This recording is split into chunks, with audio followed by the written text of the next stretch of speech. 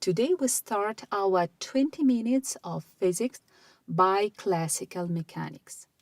And more precisely, we will talk about the mechanical motion and we will introduce the basic definitions of kinematics. Well, mechanical motion studies the change in position of a body in relation to other bodies. The last sentence is very important because we cannot tell immediately whether the body is moving or not. Imagine the situation. A boat is floating, there is a fog all around you, you are in a boat, and you can see only water. You are not sure that the boat is moving. Nothing seems to be moving. And suddenly you notice a branch of the tree in the water next to you. Tell me, please, is that branch moving or not? Or maybe it's your board is moving. You cannot tell if it's moving or not. If there is an angler on the shore, in relation to the angler, that tree branch is still, but in relation to your board, this branch is moving. Well, the motion depends on the body in relation to which the movement of the branch is considered.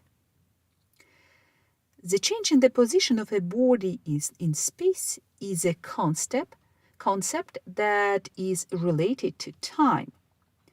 If time did not exist, we would not be able to judge this change. Let us write down our first definition.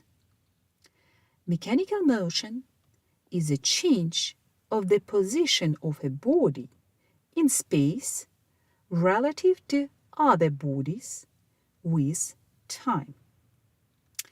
And tell me, please, what is the main purpose of mechanics? The main purpose of mechanics is to determine the position of a body at a given time. And not only to study the position of the body in the past, but also to be able to predict its position in the future. Mechanics is divided into several parts.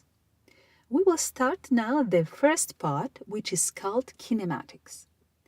Kinematics is a part of mechanics that studies the movement of a body without analyzing its causes. This means that kinematics does not try to explain the motion, but only to describe it. Well, the aim of kinematics is to describe the movement of a body. Let us think about how we can define the position of a body at a given time. The first problem that arises is that every body has its own size. Let's say we want to describe the motion of a book or a pen. Let's take just a book as an example. Well, let's present this book. We have this book. That means that we need to predict its position at every moment in time. But look, the book itself occupies space. Each point of this book occupies a different position relative to the other points in space at the same moment of time.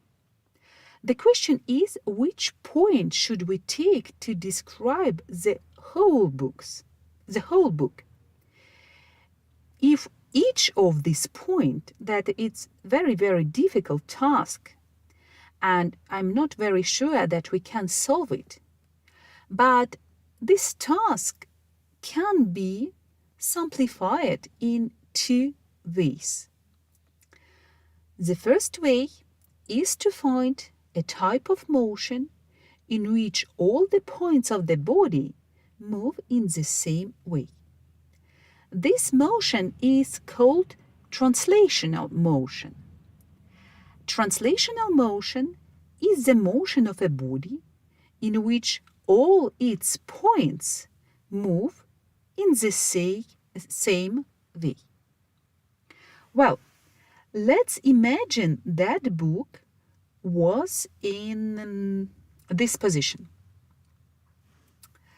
And then let's say it made this kind of movement. But and all its point moved, as you can see, in the same way, and the book ended up in, let's say, this position. This is an example of the translational motion, but it's not very clear what does it mean to move in the same way. Imagine that this book is pierced by an arrow, and let's draw a kind of a straight line inside this body. When the body moves forward, how does a straight line move? Does it change the direction? No. The line moves parallel to itself. Translational motion is seesaw motion when all the straight lines in a body remain parallel to themselves during the motion. As we can see here, all the straight line of this body remain parallel to itself. There exists another type of a simple motion. Take a straight line through a body and rotate the body around it. What is this motion called? Rotational motion. Tell me, how do the point of the body move? Each point moves in a circle. Do these circles have something in common? Well, the centers of all the circles lie on the same line. And what is this line called? The axis of rotation. Well, rotational motion is the motion of a body in which all its points move on circles whose centers lie on the same line, which is called the axis of rotation. Let us take an example. A body, for example, was in this position, as I have presented, and rotated around this axis. Okay? And now it will be in this position. Every point of this body is moving in a circle. So this point moves in a circle. The centers of all the circles are on the same line, which we call, as you know already, the axis of rotation. And what happens if this book is moved in this way? Well, it turns out that any complex motion of a body can be represented as a combination of these two simple motions, translational and rotational. And in general, the axis of rotation may not remain parallel to itself. It may tilt and turn like in top. But what we need to do if the motion of a body cannot be presented as a pure translational or rotational motion? Imagine a car driving on a bad road. It is neither translational no rotational motion. This car, for example, is going from Paris to Barcelona. Tell me, when it goes from Paris to Barcelona, does the size of the car matter in this case? Do we describe the motion of a small car and a track differently? No, we don't care about the size of the car, but only about the time it took to travel the distance from Paris to Barcelona. So, the size of a small car and a large track can be neglected in this problem. But is it always possible to neglect the dimensions of an object? Well, when you are looking to park the car, can you ignore the dimensions? Absolutely not. This mistake can be very, very expensive. That is why dimensions are neglected only in the case of some problems, of a given problem. And a body whose dimensions can be neglected in a given problem is called a material point. From now on, we will consider all bodies as material points. And when this cannot be done, we will mention it separately. In this case, solving the fundamental problem of mechanics consists in specifying the position of a material point in space at any instant of time. So, how can we specify the position of a point in space? The numbers by which the positions of a point in space are specified, called coordinates. So, how many numbers do we need to define the position of a point? It depends on the problem. How many numbers are we need to find the position of our car on the road from Paris to Lyon? And the road, let's suppose that the road is a line. To locate the position of a point on the line, you need only one given number.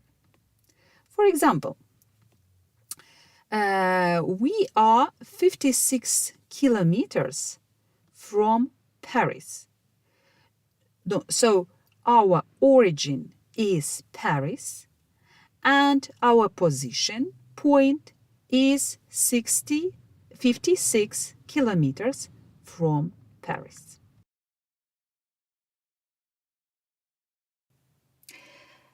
Now, to locate the position of a body on a surface, how many numbers do we need? On the surface, we need two numbers. For example, to find the position of a chair in a cinema, how many numbers do we need?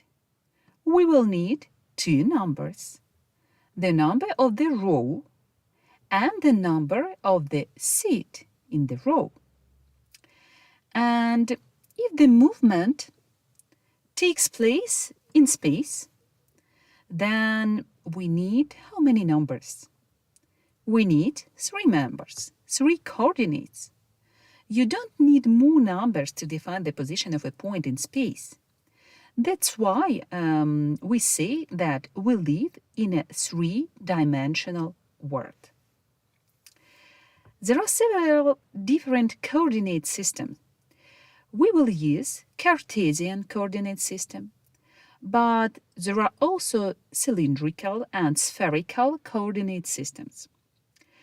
The position of a body on a plane can be given, by the way, by polar coordinates.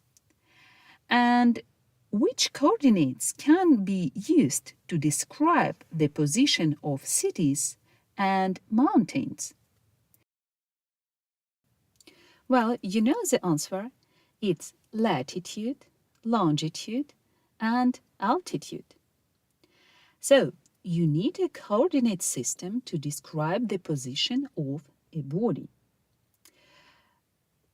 Let's recall that we can talk about the motion only in relative to a body with respect to which we consider the position of this object in our study. So we need to specify this body, this reference. And the body relative to which the motion is considered is called a reference body. So we have a coordinate system and a reference body. Taking into account that motion is the change of the position of a body in space relative to other bodies over time, we need something that allows us to measure the time. That is, we need to add a device to measure time. There are the three basic elements we need to be able to describe the motion. The set of these three elements is called a reference frame. So, a reference frame is a reference system that allows us to situate an event in space and time. It makes no sense to talk about a movement if the reference frame is not indicated. The description of a movement can be very easy, can be done in an easy way, if the frame of reference is correctly chosen. And this description can be very complicated if the frame of reference is not correctly chosen. Well, that's all for today. I wish you a very lovely evening, and we will see tomorrow on 20 minutes of physics.